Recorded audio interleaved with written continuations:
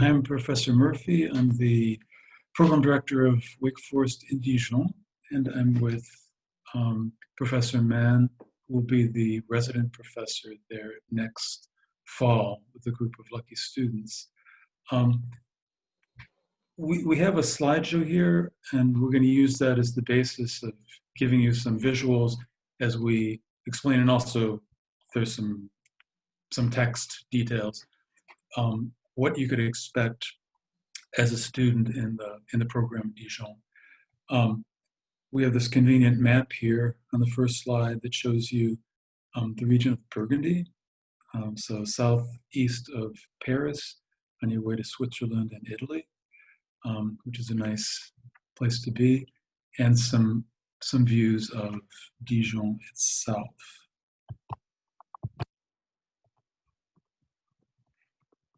Now, Thank you, Professor Murphy. I'm Professor Coco Mann, and I have some background in French. I am Franco-American. My mother was French. My father is American. And so I grew up speaking both languages. And of course, I've always been bicultural. I've been very fortunate because I've spent a great deal of time in France. I have worked in France, I have studied in France, and I have lived in France, and I've also taken several groups to France. I'm looking forward to the Dijon program. I've never actually been to Dijon, so this is a very exciting trip for me as well. I'll be happy to answer any questions you might have about my background and about the Dijon program as we move forward. So please don't hesitate. Get in touch with me. My email is mann, MANNCD, at wfu.edu.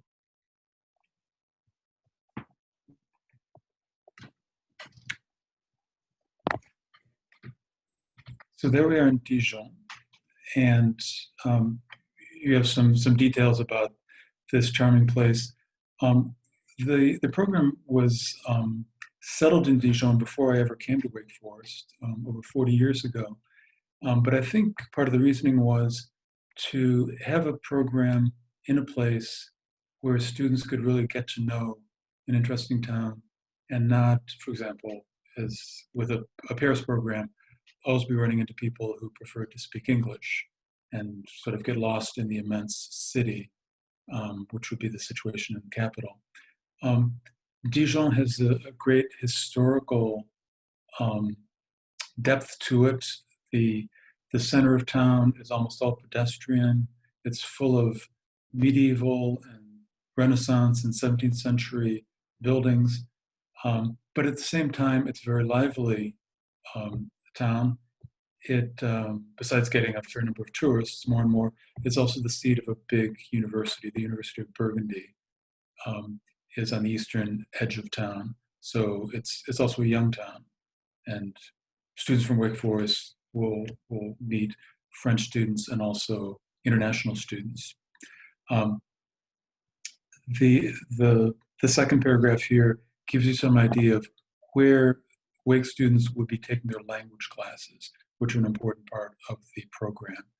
The Centre International d'Études Françaises, so the CIF, is at the University of Burgundy, and French professors there would be teaching different kinds of language courses to the Wake students, along with students from all over the world who are also in Dijon to study French.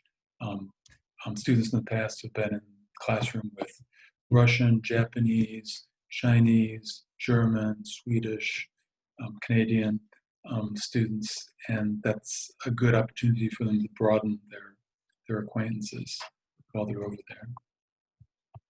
Now, let me switch this out of the way. There. What would you be studying in Dijon? It's a full course load, 15 hours. And one of the great things about this program is that all of your courses count towards a French major or minor. So any student who goes over makes a huge step towards either the major or the minor. The minor is 18 hours, so you're just one course short of the minor when you get back, unless you've already had the sixth course, and only 3 courses short of the major. The big central course is French 350, which is 6 credits because it's a double course. On the one hand, it's a civilization course that you take in a classroom with the resident professor, but tied in with that is excursions all over France during the first 5 weeks of the semester. And we can talk about that, and I can show you some images, but you're traveling around Burgundy, you're also traveling to the south of France, to Provence, to Champagne, to Normandy, the coast, to the Loire Valley, and finally, the last excursion in September is an extended stay in Paris. So you get to see the full variety of Paris. And often students return there by themselves since they've gotten a taste of it. Those excursions are a great way to bring to life the things that you're learning in the textbook, and that your professor, Professor Mann, will be guiding you to understanding in their historical and cultural context. The rest of that course has to do with the study abroad experience itself. So students maintain what we call an e-portfolio, which is basically a blog. It can be illustrated. I've seen great photos that go with these, where the students keep track of their intercultural experiences, their linguistic progress, the things they've seen, interesting buildings, and so on. And so from the beginning of the course in August to the end in early December, they and also their professor can track their progress and the maturing of their observations. The other courses, as I said, include the language courses that you'll take at the CIF. There's also a course in contemporary France taught by someone who's worked with us for a long time, Professor Brigitte Sabat, who concentrates on different dimensions in contemporary France, including political, social, educational, geographical, because in addition to being a professor, she's also an Arctic explorer who spends every summer in Greenland. So she'll be happy to talk to you about her Arctic explorations. And finally, there's a course in French art history, taught by Professor Tomarchio. One of the great things about this course is that, unlike the 351 and 352, which begin at the beginning of October, when all of the group excursions are over, this one begins during the last excursion as an aftermath to the Paris trip. So what we do is we meet up in Paris with Professor Trimarchio, who then goes to the Musée d'Orsay with us, the great 19th century museum, and gives us a guided visit of the Impressionist collection. And then we go out outside of Paris on our tour bus to Impressionist sites, places where Impressionist painters like Renoir and Monet painted and even lived. In the case of Monet, we'll visit Giverny and see the place with the flowers and the ponds he painted. And then once we get back to Dijon, Professor Trimarchio continues that class in the classroom with lots of slides, taking his class into the 20th century, into modern art. There you see some of the places we visit. The Louvre in back, on the left with the pyramid, one of the chateaux of the Loire Valley. That's Azay-le-Rideau to the right. And then a couple, you don't see that very well, a couple of the gastronomic treats that are part of the program. An open air market with spices and fresh produce on the bottom. And one of my students in a past program was very brave about trying new things. And there she's flipping a crepe and seems to be in some suspense.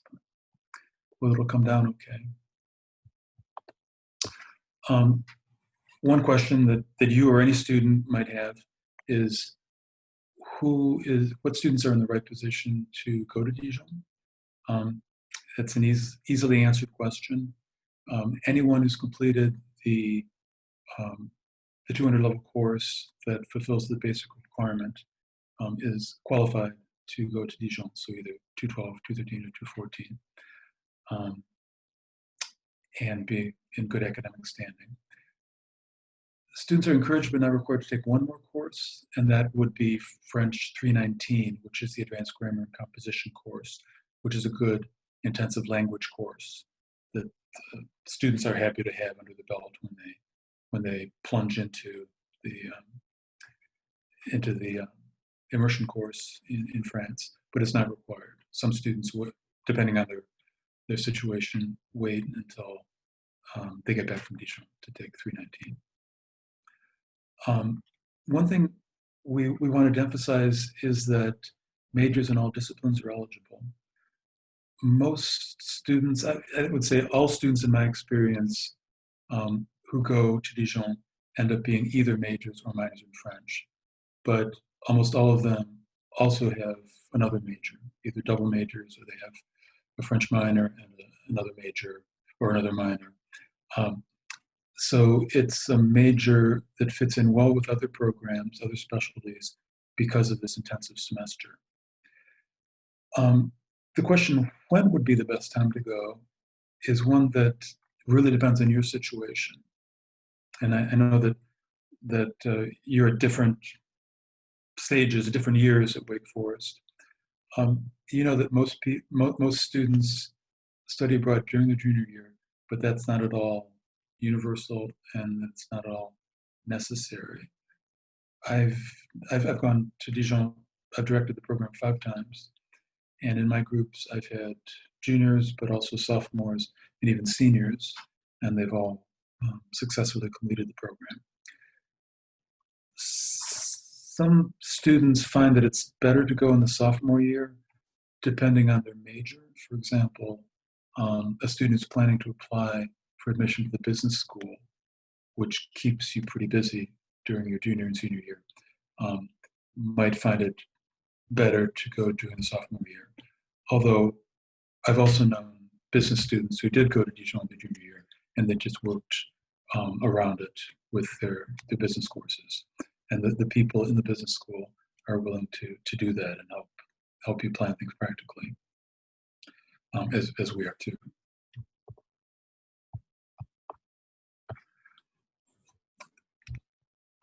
So I was just going to quickly go over the Yeah. application requirements for you.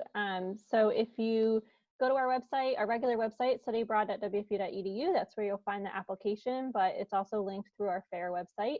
You will complete a brief questionnaire as well as a couple signature documents, upload your transcript, and then also your passport, just so that we can confirm that you have a passport or if you need help from us. And then, of course, have your interview as well with Professor Mann. And then if you are accepted, you will just have to submit a deposit and an intent form to confirm your spot. And typically, applications are reviewed on a rolling basis, but you can confirm that with Professor Mann when you have your interview. Professor Mann, did you want to add anything? Well, I just wanted to add, if anybody is a bit concerned about the interview, to give you a better idea of what that is. The interview, I will invite you, and I think we will probably be Zooming, and we will speak, we will have a conversation in French. It is a very informal exchange, and we will also speak a bit in English, okay, to speak about any of your concerns or questions that you may have about the program. So I don't want you to worry too much about the interview in French. It is very much like what you probably are doing in any of your French classes now, speaking with your classmates, speaking with your professors. So it's really an opportunity for us to get to know one another. Okay, en français, bien sûr. Voilà, merci. A little bit of French to prepare you for the immersion experience, because Voilà. it's going to be in French. This is the Palais des Ducs, which is really the center of historic Dijon. This is a large semicircular piazza, the Place de la Libération, which normally is lined with cafe and restaurant tables. Looking at what you see, the medieval tower there in the center. That's what remains of the medieval capital of the Dukes of Burgundy, who were the suzerains of this area, and at their height, they were the rivals of the King of France, who lost out to the King of France. But it was pretty impressive while it was in its heyday. Another side of Dijon, this is the Place d'Arcy, the triumphal arch there. Not like the one in Paris, but it's kind of the same effect. Some views of Dijon, one of the Gothic churches, Notre Dame, the main shopping street, La Rue de la Liberté. And here nearby in Beaune, you see the name of the town, Hospice de Beaune, this great late medieval hospital with what's the typical Burgundian roof tiles. It's particular to Burgundy. You'll see those in Dijon as well, but it's especially spectacular in Beaune, those colored roof tiles. And of course, but especially between south of Dijon and north of Beaune is the Route des Grands Crus, the wine road, where you have some of the greatest wines in the world. Here are a couple of former students exploring the grapes.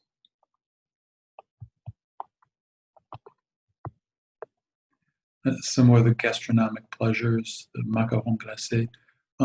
This would be during the excursion, the group excursion to Rouen, with a night, and the group excursion to Normandy with a night and a part of a day spent in Rouen, the city on the lower reaches of the Seine River, with its typical late medieval houses, the Maison à Pans de Bois.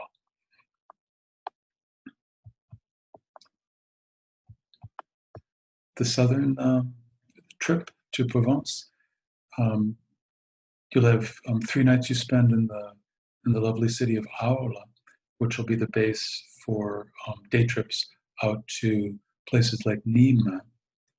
So the photo on the top is the amphitheater at Nîmes, and on the bottom is the Roman theater at Orange, which is still used for concerts and opera, and has perfect acoustics. If there's someone in your group who's a singer, there's a place right up in front where the person can stand and sing, and the voice can be heard all over the seats because of that 2,000-year design. The Pont du Gard, the Roman aqueduct near Nîmes, which is also part of the first excursion to Provence, and sometimes we stop in Avignon, which is where the popes lived for a while, and they had to run away from Rome.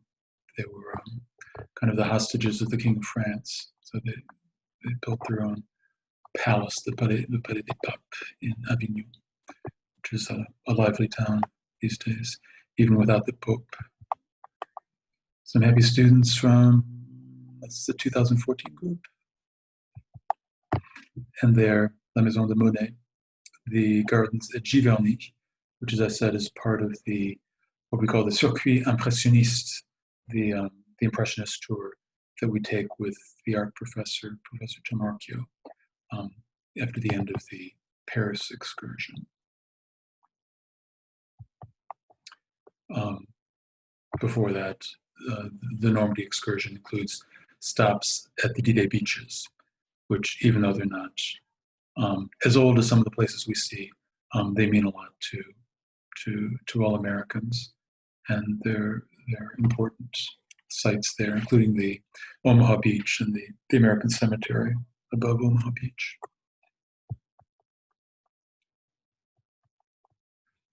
And the end point of the trip to Normandy is, of course, the Mont Saint-Michel, the spectacular medieval ensemble monastery and churches on an island, which we visit and get a thorough tour of.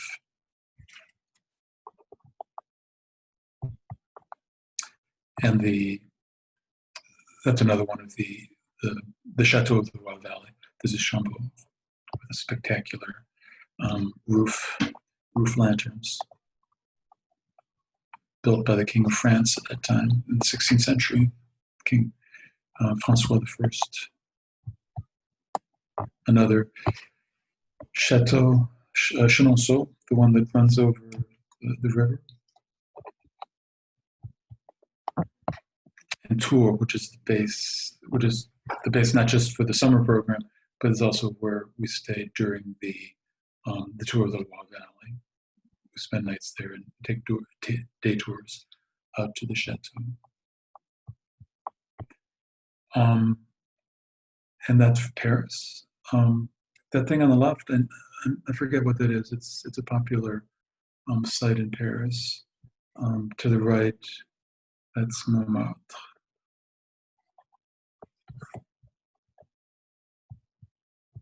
Strasbourg, people who like sweets and Christmas.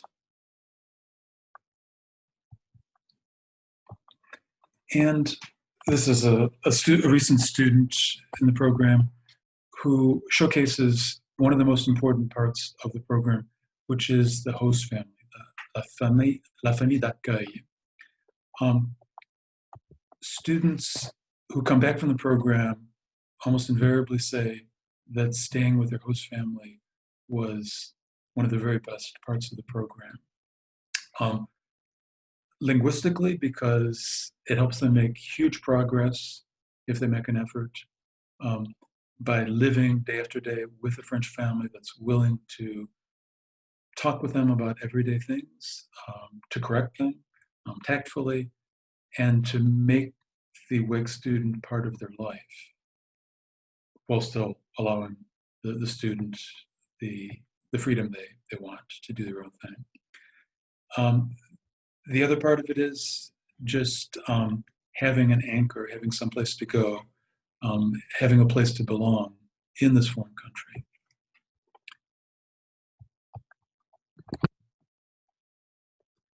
La Bourgogne, the beautiful rolling hills of Burgundy outside of Dijon. When you take the train from Paris to Dijon, when you arrive, you'll know when you've gotten into Burgundy because you go through Champagne, which has great wines, but it's flat as a tabletop. But as soon as you get to these green rolling hills with the white Charolais cattle, you know you're in Burgundy, that you're getting close to Dijon.